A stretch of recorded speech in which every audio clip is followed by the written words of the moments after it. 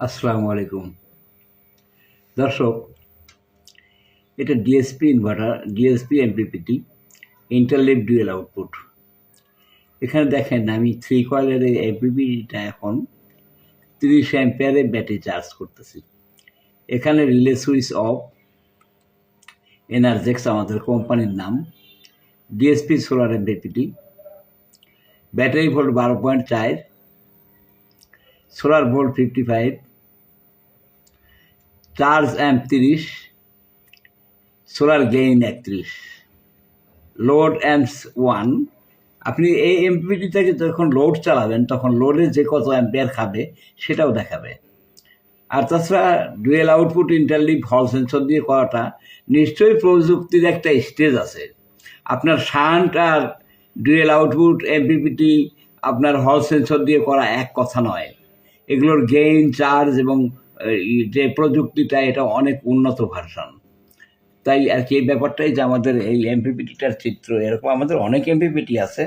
এটাও আপনার dual output হল সেন্সর, 3টে ইন্টারলিভ কয়েল, এবং ওই যে আপনার যে হল সেন্সরগুলো ইউজ করা হয়েছে, এটা এই যে আপনাদের চার্জও 30 অ্যাম্পিয়ার চলতেছে।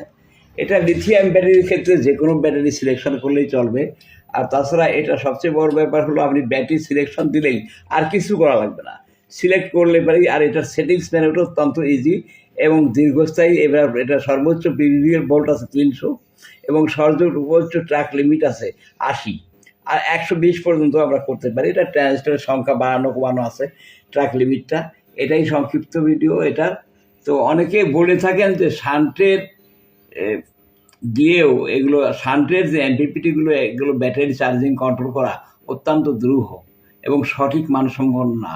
তো এইটা হলে যেমন STM32 ডিএসপি, এটা এগুলো উন্নত ভার্সনের এমসিইউ, এটার সাথে অন্যান্য এমসিইউ এর তুলনা হয় না।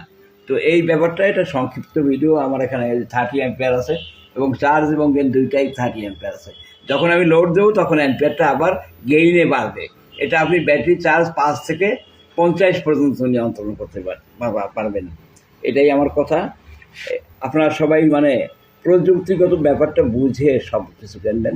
ব্যাটারির লাইফটা সংরক্ষণের জন্য ডুয়েল আউটপুট ইন্টারলিভ এমপিপিটি হল সেন্সর সহ এর বিকল্প নাই। যেটা বোঝাক ওটা সঠিকভাবে কাজ করবে না। ইনশাল্লাহ আপনাদেরকে ধন্যবাদ, সবাইকে অবগতির জন্য জানানো হইল।